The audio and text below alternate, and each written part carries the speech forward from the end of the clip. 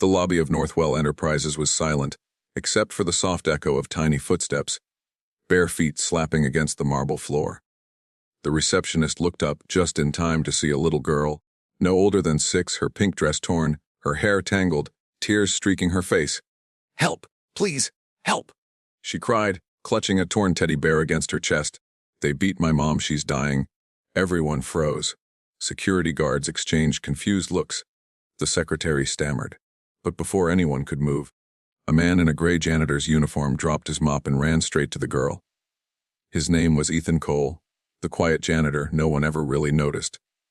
But in that moment, his instincts kicked in. Swift, sharp, precise. He wasn't just a janitor, not once, not long ago. He knelt in front of the sobbing child. "Where's your mom, sweetheart?" he asked gently. Through hiccups and tears, the little girl gasped. "In the parking garage. They hurt her, please, mister." "Help my mommy." Ethan's eyes hardened. He didn't hesitate for a second. He ran. Ethan Cole was the invisible man of the building, the one pushing his mop through hallways filled with suits, shining the floors where billion-dollar deals were made. He never complained, never spoke much, never sought attention. To everyone else, he was just the janitor. But 10 years ago, before life knocked him down, Ethan had been something else entirely. A combat medic in the army. He'd saved lives under fire, patched wounds with trembling hands in the dirt of foreign lands. But war changed him. Loss changed him. And when his wife died in an accident while he was deployed, he left it all behind, the medals, the rank, the world. He took a job where no one would notice him, because sometimes it's easier to disappear. But fate doesn't forget people like Ethan. He sprinted across the marble floor, ignoring the shouts of security calling after him. The little girl ran beside him, clutching his hand. When they reached the underground parking lot, Ethan's heart clenched. Beside a black sedan lay a woman, blood pooling beneath her head, her breathing shallow, one arm twisted unnaturally. Ethan dropped to his knees. "Mom, can you hear me?" The woman's lips trembled. "Please, my daughter." "She's safe," Ethan said firmly, checking her pulse, scanning her injuries. "I'm here to help." He tore off his work shirt, pressing it against the bleeding wound. "Call 911. He barked at a bystander who had just arrived. He worked fast, stabilizing her head, stopping the bleeding, whispering calm words as the sirens wailed in the distance. The little girl sobbed beside him. "Please don't let Mommy die." Ethan looked her in the eyes. "She won't. Not today, I promise." And he meant it. Within minutes, paramedics arrived. They took the woman away, her condition critical but alive. Ethan stayed behind, his hands shaking slightly, red stains on his clothes. When he looked up, the CEO of Northwell Enterprises, Richard Hale, was standing there, pale and stunned, because the woman Ethan had just saved was his wife. Hours later, the hospital corridors hummed with tension. Reporters had caught wind of the attack on the CEO's wife. Whispers spread through the company. Who were the attackers? Why? In a quiet corner of the waiting room, the little girl, Lily Hale, sat beside Ethan, still holding his hand. She wouldn't let go. Her father, Richard, approached them cautiously. "You saved her?"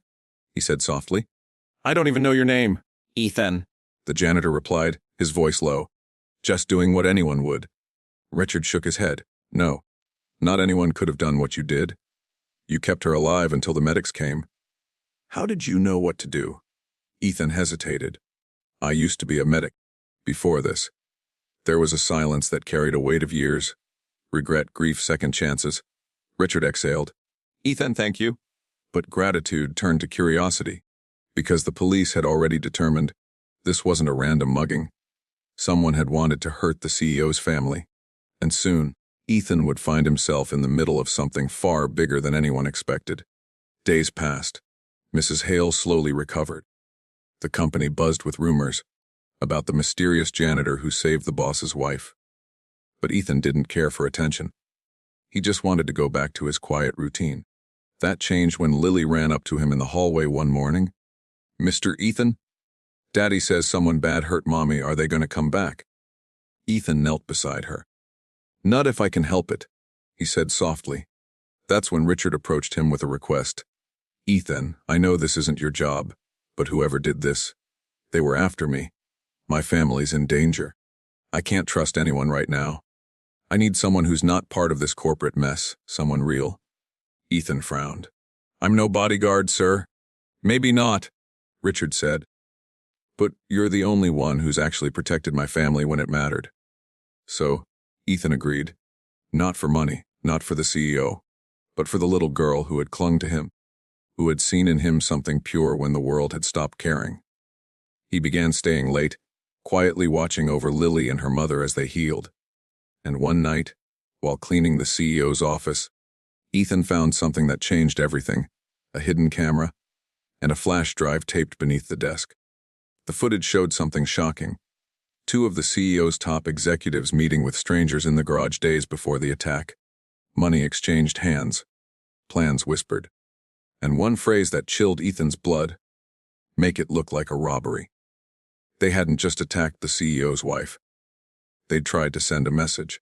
Ethan brought the evidence to Richard the next morning. Richard's face drained of color.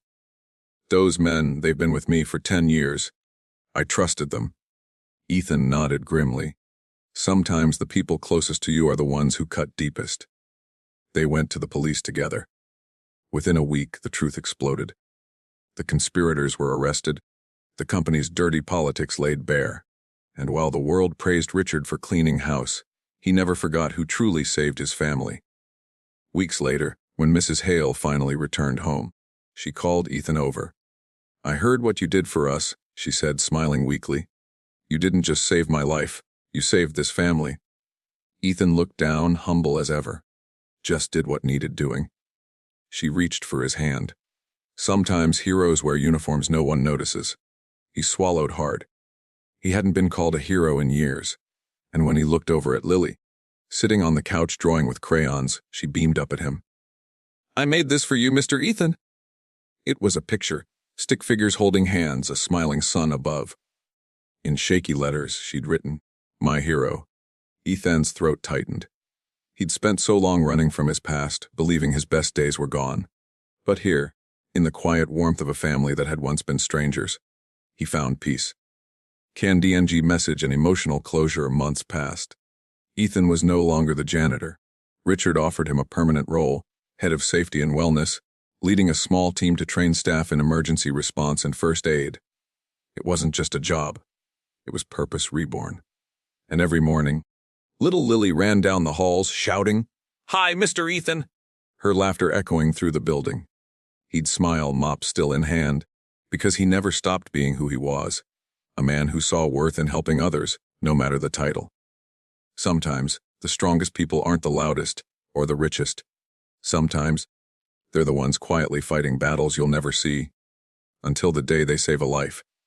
Hatsila oxygen message for the audience. If you've made it this far, take a moment to think about the people we overlook every day. The janitors, the guards, the nurses, the workers in the background. They might just be the heroes we never see coming. Comment your thoughts below. I'd love to hear what you think.